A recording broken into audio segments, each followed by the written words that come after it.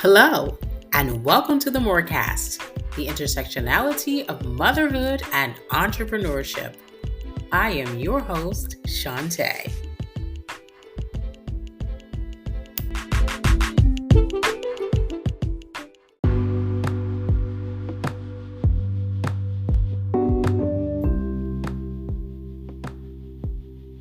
Are you a visionary? If you are, you have seen things that do not yet exist, but are very real to you. Things you greatly aspire to do. How will you fulfill or bring to fruition what you've seen? Do you have a team to assist you? If so, who's on your team to help you accomplish it? This episode of the Morecast is entitled Being a Visionary. Let's get into it.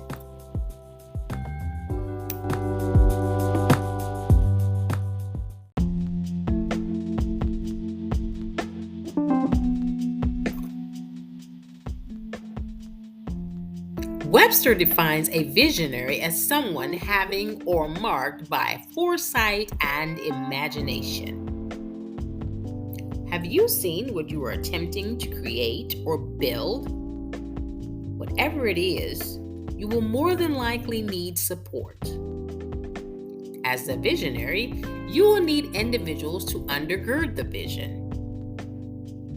The visionary has or is given an idea, concept, or a plan, but he or she does not bring it to fruition alone.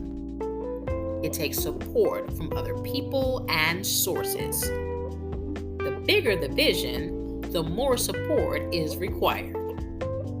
For instance, if you're putting up a tent after purchasing, and that tent is small, it will probably only require one person to install it. But a larger tent requires more people. If you're building a house, you will need a team. That may include a designer, contractors, builders, suppliers, a lender, underwriter, closer, someone who issues permits, inspectors, etc. In like manner, a visionary's team is just as important as the vision and the individual with the vision. The team holds up or supports the vision. If the supporters do not carry out their assignments, the vision may not come to fruition or may not resemble what the visionary originally planned. Do you have a vision to do something big? Something bigger than you ever have before? I say go for it. But I also ask, how will you accomplish it? Who is on your team? Who is assisting you? Your team members are important because they will help you complete or bring into reality your vision. To be successful at building your team for the vision, you should 1. Properly vet your team members. As you move forward, evaluate the potential team members. Be sure to identify their strengths and their weaknesses. Make sure they have no divided loyalties. For instance, they're not committed to your project and someone else's at the same time. Secondly, you should secure your team members and know how those team members fit in the team. Examine how they fit in and what roles they will play. Identify their functions. Thirdly, after building the team, you must cast the vision. You got to communicate every detail, no matter how minute. Be as specific as you can. Identify your expectations for the team members, and the work. Remember, you are imparting your knowledge and vision into individuals who will help you bring it to life. Next, you have to identify your timeline. When do you need the work completed? It is uber important to let your team know when you need the work completed. Next, allow for questions.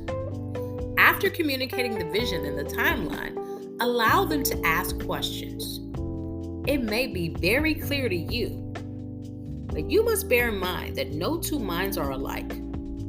A team member may not understand all of the ideas. Have them ask questions and know all the particular nuances. Their comprehension is paramount to the work. Next, provide any additional clarity. You can never explain it enough because you want accuracy for the work. Clarify anything that was missed or misunderstood. Next, allow them to perform. After casting the vision, allow them to perform the task you identified. You asked them to do it, so they must have been skilled at the assignment you asked them to do. Resist the urge to micromanage. Oversee and manage, but resist the urge to micromanage. It may be challenging because your team is helping you give birth to something that only you can see. It's your dream, but trust them. Be sure to have visuals. Keep the vision before you and before your team. Recite it, visualize it, post a picture for you and the team in a conspicuous place. Next, deal with any issues early. As the vision comes to fruition, there may be issues or challenges, small or large. The size doesn't matter. But whatever the issues or challenges are, deal with them immediately.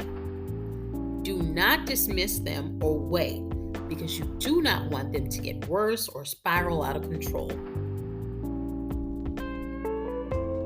That could throw off the work, which is the sole reason you are working with your team.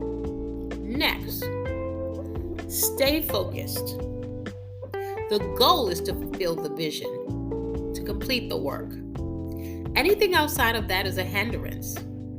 So, once again, deal with any issues or challenges immediately. It is evolving right before you. As you work toward your end goal, keep your eyes on the vision as it evolves. Be sure that the purpose and theme of the vision is not evolving into something else. Next, sometimes good ideas may not be so good. Sometimes the team may have ideas that are good ideas, but may not be in congruency with the vision that was cast. They may be more economical, they may be deemed as something more beneficial or aesthetically pleasing. The question is, does it align with the vision, or are these changes possibly altering the original vision? If they are, do not amend, do not agree, do not concede, stay focused, stay committed to the vision, stay committed to what you have seen. You will not be able to use every good idea. Next, once everything is finished and you are satisfied with the end product, celebrate your team. When the vision is completed, by all means celebrate, but not just for you and what you have achieved, but what your team has achieved along with you. Encourage them for a job well done.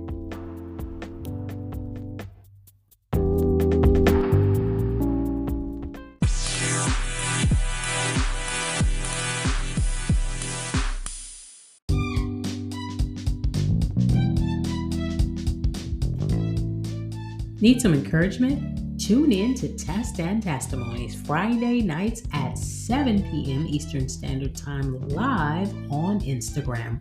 Test and Testimonies will have you on the edge of your seat as you witness women sharing their trials and their triumphs. Test and Testimonies Friday nights on Instagram at 7 p.m. Eastern Standard Time at Talk Like God. You won't be disappointed, but you will definitely be encouraged.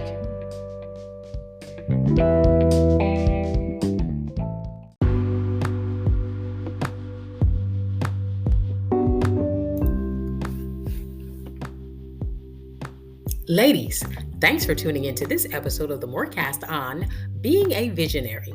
Remember, ladies, you are a visionary, but you will probably need a team to support or undergird bringing your vision to fruition.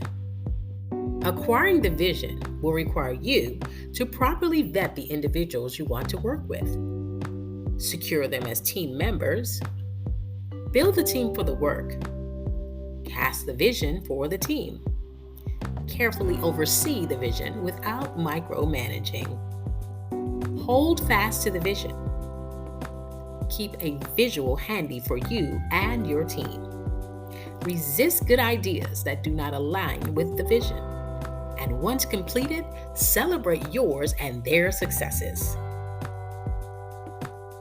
If you enjoyed this episode of the Morecast, share it with someone else. Connect with me here or chat with me on Twitter at the Morecast. And of course, you can become a supporter.